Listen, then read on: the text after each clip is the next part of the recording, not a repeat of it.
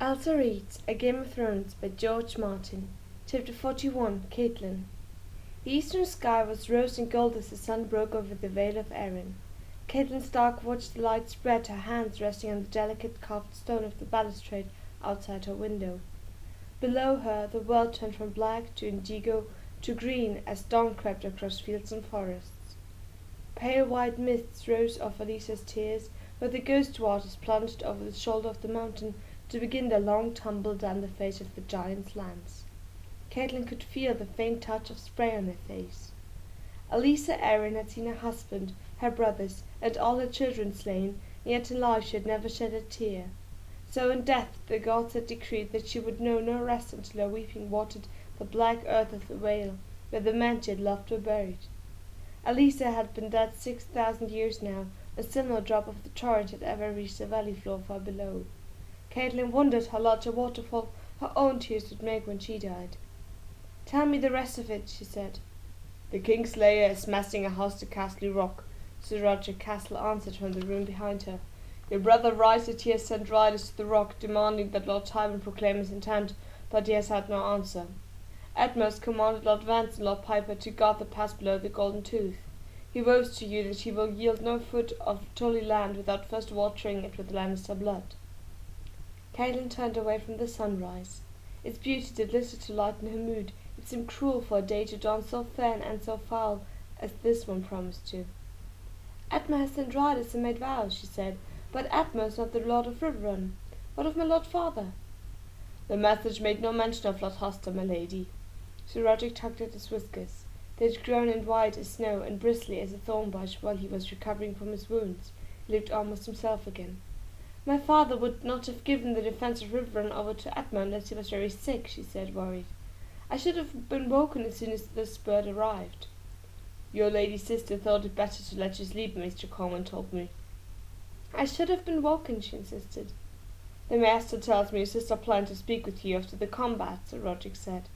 "Then she still planned to go through with his mamma's vows," Catelyn grimaced. "The dwarf has played her like a set of pipes, and she's too deaf to hear the tune. Whatever happens this morning, Sir Roderick, it is past time we took our leave. My place is at Winterfell with my sons. If you're strong enough to travel, I shall ask Lisa von Ascot to see us to Goldtown. We can take ship from there." "Another ship?" Sir Roderick looked a shade green, yet he managed not to shudder. "As you say, my lady." The old knight waited outside her door as Catelyn summoned the servants Lisa had given her.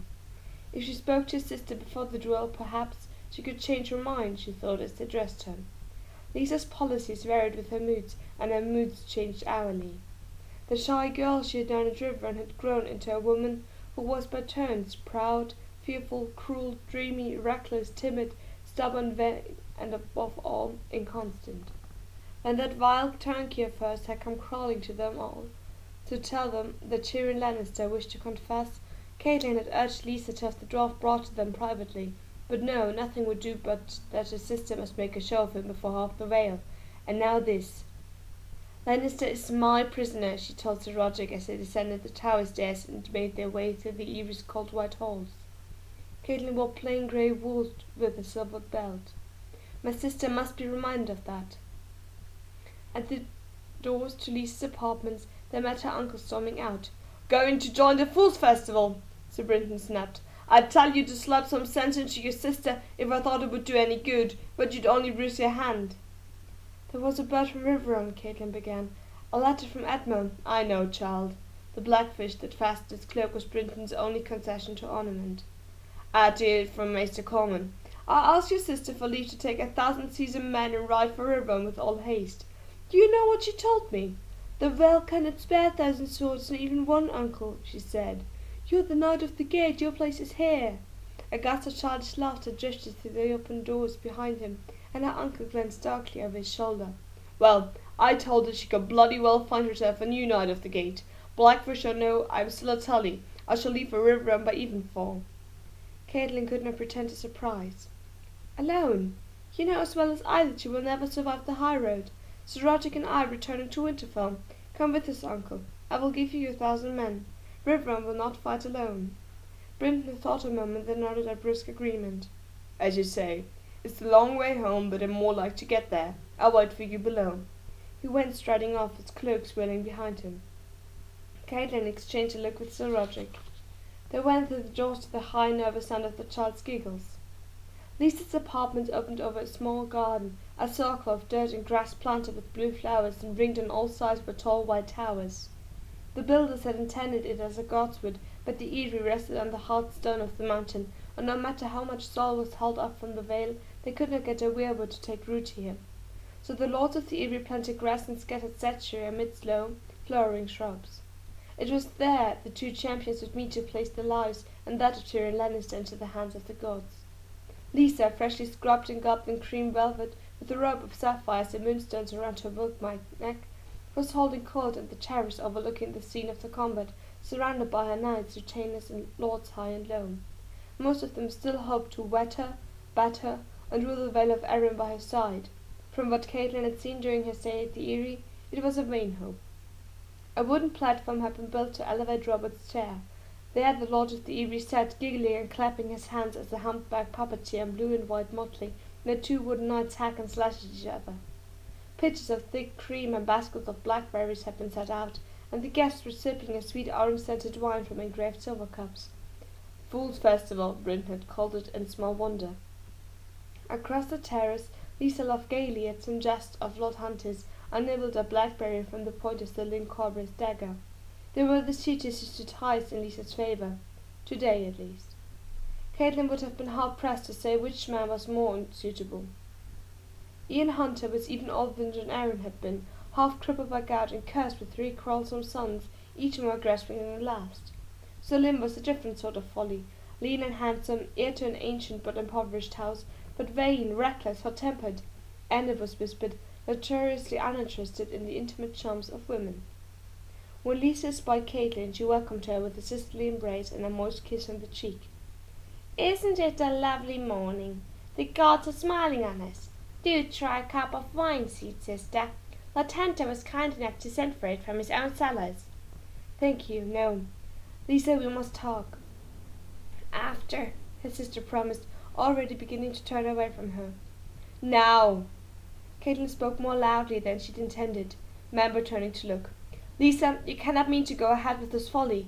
Alive, the imp has value. Dead, he is only food for crows. And if his champion should prevail here—" "Small chance of that, my lady," Lord Hunter assured her, patting her shoulder with a liver-spotted hand. "Sir Vard is a doughty fighter. He will make short work of the sellsword." "Will he, my lord?" Catelyn said coolly. "I wonder." She had seen Blount fight on the high road. It was no accident that he had survived the journey where other men had died. He moved like a panther, and that ugly sword of his seemed a part of his arm. Lisa's suitors were gathering around them like bees around a blossom. "Women understand little of these things," Sir Morton Maywood said. "Sir Vard is a knight, sweet lady. This other fellow, well, his sort are all cowards at heart. Useful enough in a battle with thousands of their fellows around them, but stand them up alone and the manhood leaks right out of them." "Say you have the truth of it, then," Catelyn said with a courtesy that made her mouth ache. "What will we gain by the dwarf's death? Do you imagine that Jaime will care a fig that we gave his brother a trial before we flung him off a mountain?" "Behead the man," Sir Corbray suggested. "When the Kingslayer receives the imp's head, it will be a warning to him." Lisa gave an impatient shake of her waist-long auburn hair. "Lord Rabbit wants to see him fly," she said, as if that settled the matter. "And the imp has only himself to blame. It was he who demanded a trial by combat." Lady Lisa had no honourable way to deny him, even if she'd wished to, Lord Hunter intoned ponderously. Ignoring them all, Catelyn turned all her thoughts on her sister. "I remind you, Tyrion Lannister is my prisoner."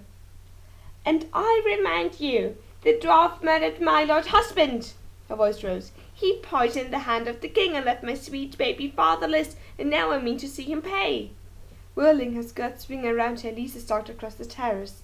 Selina, Sir Morton, and the other suitors excused themselves with cool nods and trailed after her. "Do you think he did?" Sir Roderick asked her quietly when they were alone again. "Murder Lord John, that is. The imp still denies it, and most fiercely." "I believe the Lannisters murdered Lord Arryn," Catelyn replied. "But whether it was Tyrion or Sir Jaime or the Queen or all of them together, I could not begin to say." Lisa had named Cersei in the letter she had sent to Winterfell, but now she seemed certain that Tyrion was the killer. Perhaps because the dwarf was here where the Queen was safe behind the walls of the Red Keep, hundreds of leagues to the south. Catelyn almost wished she had burnt her sister's letter before reading it. Sir Roderick tugged at his whiskers. Poison, well, it could be the dross work, true enough. Or Cersei's. It's sad poison is a woman's weapon. Begging your pardon, my lady. The Kingslayer now. I've no great love for the man, but he's not the sword. Too fond of the sight of blood on that golden sword of his. Was it poison, my lady? Catelyn frowned vaguely uneasily. How else could they make it look a natural death? Behind her, Lord Robert shrieked with delight as one of the puppet knights sliced the other half in half, spilling a flood of red sawdust onto the terrace. She glanced at her nephew and sighed. The boy is utterly without discipline. He will never be strong enough to rule unless he is taken away from his mother for a time. His Lord Father agreed with you, said a voice at her elbow. She turned to behold Maester Coleman, a cup of wine in his hand. He was planning to send the boy to Dragonstar for fostering, you know. Oh, but I'm speaking out of turn. The apple of his throat bobbed anxiously beneath the loose maester's chain. I fear I've had too much of Lord Hunter's excellent wine. The prospect of bloodshed has my nerves all afray. You're mistaken, my Esther, Catelyn said.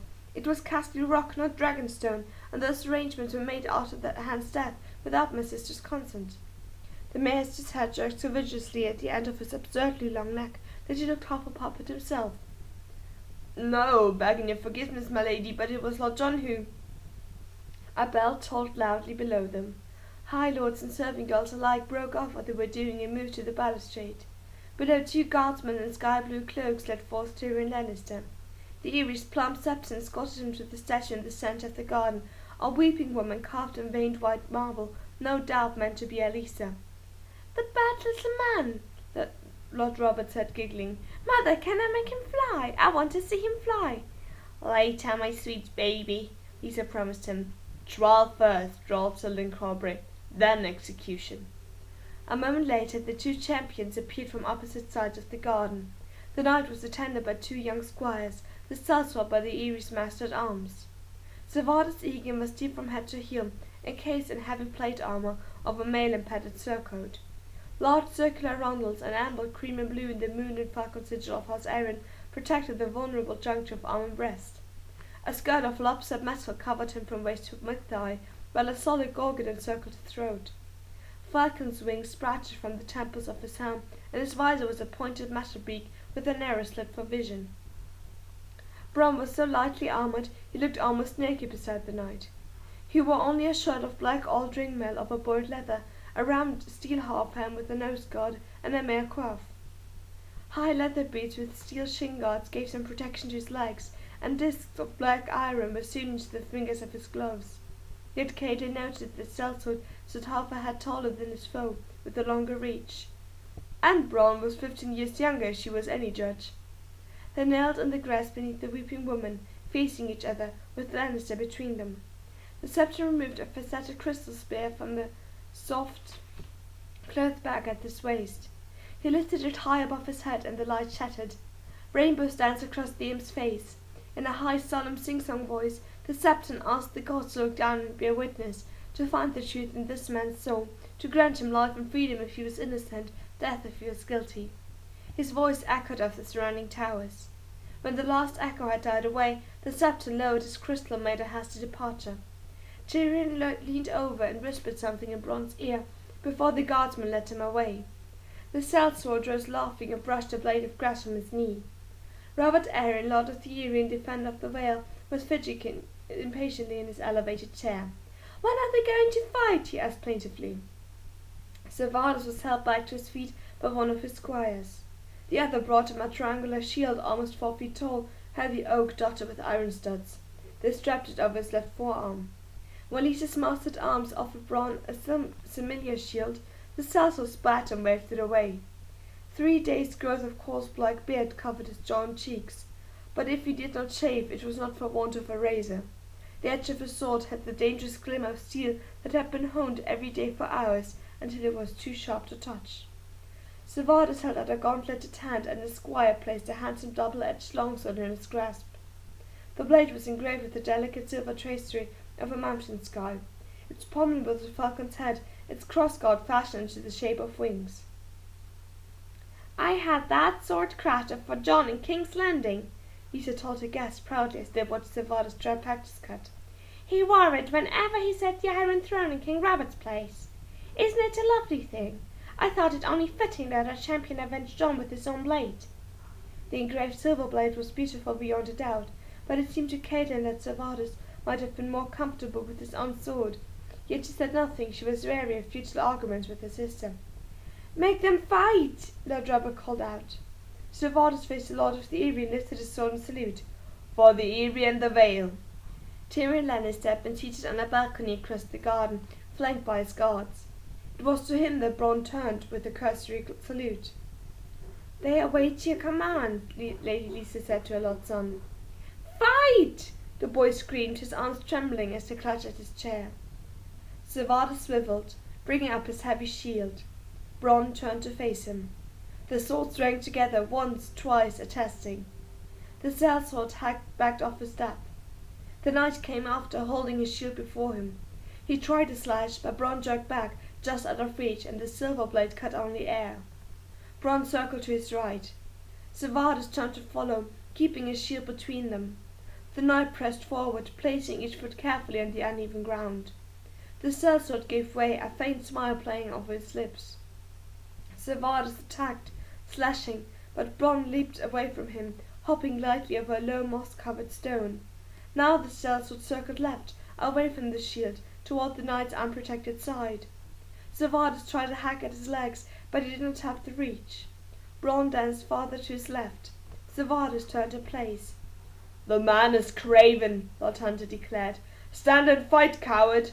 Other voices echoed the sentiment. Kate looked to Sir Roderick. Her masked arms gave a curt shake of his head. "He wants to make Savada chase him. The weight of armor and shield would tire even the strongest men." She had seen men practice at their sword-play near every day of her life, had viewed 100 tourneys in her time, but this was something different and deadlier, a dance where the smallest misstep meant death. And as she watched, the memory of another duel and another time came back to Catelyn Stark, as vivid as if it happened yesterday. They met in the lower valley of Riverrun. When Brandon saw that Peter wore only helm and breastplate and mail, he took off most of his armor. Peter had begged her for a favour he might wear, but she had turned him away. Her Lord Father promised her to Brandon Stark, and so it was to him that she gave her token, a pale blue handscarf she had embroidered with the leaping chart of Riverrun. As she pressed it into his hand, she pleaded with him.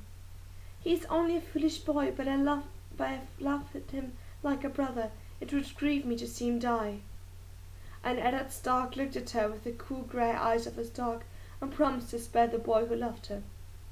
That fight was almost over as soon as it began. Brandon was a man grown, and he drove Littlefinger all the way across the valley and down the waters there, raining steel on him with every step, until the boy was staggering and bleeding from a dozen wounds. "Yield!" he called more than once, but Peter would only shake his head and fight on grimly. When the river was lapping at their ankles, Brandon finally ended it, with a brutal backhand cut that bit through Peter's rings and leather into the soft flesh below the ribs, so deep that Catelyn was certain that the wound was mortal. He looked at her as he fell and murmured "cat," as the bright blood came flowing out between his small fingers. She thought she had forgotten that. That was the last time she had seen his face, until the day she was brought before him in King's Landing. A fortnight passed before Littlefinger was strong enough to leave Riverrun, but her Lord Father forbade her to visit him in the tower where he lay abed. Lisa helped them as to nurse him. She had been soft and shy in those days. Edmund called him as well, but Peter had sent him away. Her brother had acted as Brandon's squire at the duel, and Littlefinger would not forgive that. As soon as he was strong enough to be moved, Lord Hoster Tully sent Peter Baelish away in a close litter, to finish his healing on the fingers upon the windswept jut of rock where he had been born. The ringing clash of steel on steel jarred Catelyn back to the present. Savada was coming hard to Bronn, driving into him with shield and sword. The Celtor scrambled backward, checking each blow, stepping lithely over rock and root, his eyes never leaving his foe. He was quicker, Catelyn saw. The knight's silvered sword never came near to touching him, but his own ugly grey blade hacked a notch from Savada's shoulder plate. The brief flurry of fighting ended as swiftly as it had begun, when Bronn sidestepped and slid behind the statue of the weeping woman. Savada slunk it where he had been, striking a spark of the pale warble of Elisa's thigh. "They're not fighting good, mother," the lord of the Eyrie complained. "I want them to fight." "They will, sweet baby," his mother soothed him. "The sellsword can't run all day." Some of the lords and Lisa's terrors were making wry jest as they refilled their wine cups, but across the garden Tyrion Lannister's mismatched eyes watched the champions dance as if there were nothing else in the world. Brom came out from behind the statue hard and fast, still moving left, aiming a two-handed cut at the knight's unshielded right side. Savardus blocked but clumsily, and the sellsword's blade flashed upward at his head. Metal rang, and a falcon's wing collapsed with a crunch. Savardus took a half step back to brace himself, raised his shield. Oak chips flew as Brom's sword hacked at the wooden wall. The sellsword stabbed left again, away from the shield, and caught Savardus across the stomach, the razor edge of his blade leaving a bright gash when it bit into the knight's plate. Savardus drove forward off his back foot, his own silver blade descending in a savage arc. Bronn slammed it aside and danced away. The knight crashed into the weeping woman, rocking her on her plinth. Staggered, he stepped backward, his head turning this way and that as he searched for his foe. The slit visor of his helm narrowed his vision. "Behind you, sir!" Lord Hunter shouted, too late. Bronn brought his sword down with both hands, catching Savardus in the elbow that protected the jaw, and crunched. The knight grunted, turning, wrenching his weapon up. This time Bronn stood his ground. The swords flew at each other, and their steel song filled the garden and rang off the white towers of the Eyrie. "Savardus is hurt," Sir Roderick said, his voice grave. Catelyn did not need to be told. She had eyes. She could see the bright finger of blood running along the knight's forearm, the wetness inside the elbow joint. Every parry was a little slower and a little lower than the one before. Savardus turned aside to his foe, trying to use his shield to block instead, but Bronn stood around him, quick as a cat. The sellsword seemed to be getting stronger. His cuts were leaving their marks now. Deep shiny gashes gleamed all over the knight's armor, on his right thigh, his beaked visor, crossing from his breastplate, a long one along the front of his gorget. The moon and falcon rondel over Savardus' right arm was sheared clean in half, hanging by its strap. The courtiers lay by breath, rattling through the air holes in his visor. Blind with arrogance as they were, even the knights and lords of the realm could not see what was happening below them, yet his sister could not. "Enough, Sir Vardis," Lady Lisa called down. "Finish him now, my baby's growing tired." And it must be said of Sir Vardis Egan that he was true to his lady's command even to the last. One moment he was reeling backward, half crouched behind his guard's shield, the next he charged. The sudden bold rush caught Bronn off balance. Sir Vardis crashed into him and slammed the lip of his shield into the sellsword's face. Almost Bronn lost his feet. He staggered back, tripped over a rock, and caught hold of the weeping woman to keep his balance. Throwing aside his shield, Savardus lurched after him, using both hands to raise his sword. His right arm was blood from elbow to fingers now, yet his last desperate blow would have opened Bronn from neck to navel, if the sellsword had stood to receive it. But Bronn jerked back. Jon Arryn's beautiful engraved silver sword glanced off the marble elbow of the weeping woman, and snapped clean a third of the way up the blade. Bronn put his shoulder into the statue's back. The weathered likeness of Elza Arryn tottered and fell with a great crash, and Savardis Egan went down beneath her. Bronn was on him in a heartbeat, kicking what was left of his shattered rondel aside to expose the weak spot between arm and breastplate. Savardis was lying on his side, pinned beneath the broken torso of the weeping woman. Catelyn heard the knight groan as the sellsword lifted his blade with both hands and drove it down and in with all his weight behind it, under the arm and through the ribs. Savardis Egan shuddered and lay still. Silence hung over the Eyrie. Bronn yanked off his half and let her fall to the grass.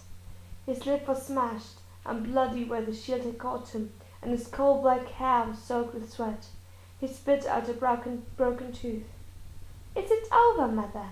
the Lord of the Eyrie asked. "No," Catelyn wanted to tell him. "It's only now beginning." "Yes," Lisa said glumly. Her voice as cold and dead as the captain of a guard. "Can I make the little man fly now?" Across the garden Tyrion Lannister got to his feet. "Not this little man," he said. "This little man is going down in the turnip hoist, thank you very much." "You presume," Lisa began. "I presume that House Arryn remembers its own words," the imp said, "as high as honor." You promised I could make him fly! The Lord of the Eyrie screamed at his mother. He began to shake. Lady Lisa's face flushed with fury. The gods have seen fit to proclaim him innocent, child. You have no choice but to free him. She lifted her voice. Gods, take my Lord of Lannister and his creature here out of my sight. Escort them to the bloody gate and set them free. See that they have horses and supplies sufficient to reach the Trident, and make certain all their goods and weapons are returned to them. They shall need them on the high road. The high road, Tyrion Lannister said. Lisa allowed herself a faint, satisfied smile. It was another sort of death sentence, Catelyn realized. Tyrion Lannister must know that as well. Yet the dwarf favored Lady Arryn with a mocking bow. As you command, my lady, he said. I believe we know the way.